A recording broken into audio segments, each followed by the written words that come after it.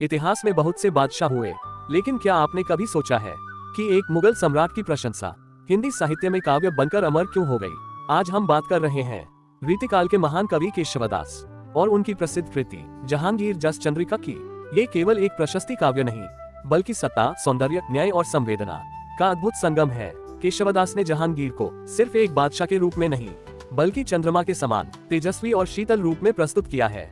चंद्रमा जो स्वयं प्रकाशमान है और दूसरों को भी प्रकाश देता है।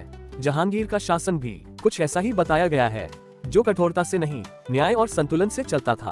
अकबर के बाद जब जहांगीर ने मुगल सल्तनत की बागडोर संभाली, तो सत्ता के साथ उसके कंधों पर जिम्मेदारी भी आई। केशवदास कहते हैं, जहांगीर का न्याय डर से नहीं, विश्वास से स्थापित था। उसके दरबार में गरीब और अमीर के लिए न्याय एक समान था। वह ऐसा शासक था जो शक्ति का प्रदर्शन नहीं, संयम का उदाहरण देता था।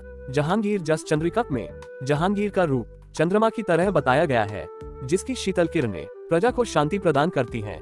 उसका क्रोध भी मर्यादित था और निर्णय भी विवेकपूर्ण। केशवदास की लेखनी ये दिखाती है कि सच्ची सत्ता दमन से नहीं, धर्म और करुणा से चलती है। जहांगीर को कला और साहित्य से विशेष प्रेम था। चित्रकला, संगीत और कविता उसके दरबार की शान थे।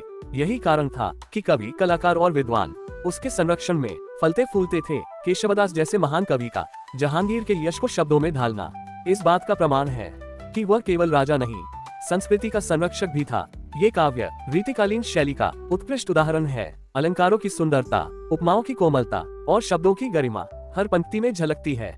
जहांगीर जस चंद्रिका हमें ये भी सिखाती है कि इतिहास केवल युद्धों से नहीं, शब्दों से भी जीवित रहता है।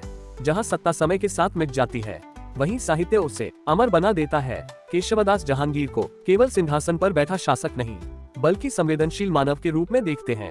एक ऐसा सम्राट जो शक्ति और करुणा दोनों का संतुलन रखता है। यही संतुलन उसे साधारण शासक से असाधारण बना देता है। आज जब हम जहांगीर जस चंद्रिका को पढ़ते हैं, तो हमें केवल एक राजा की प्रशंसा नहीं मिलती, बल्कि उस युग की राजनीति, संस्कृति और सोच भी दिखाई देती है। ये काव्य इतिहास और साहित्य के बीच एक सेतु की तरह है।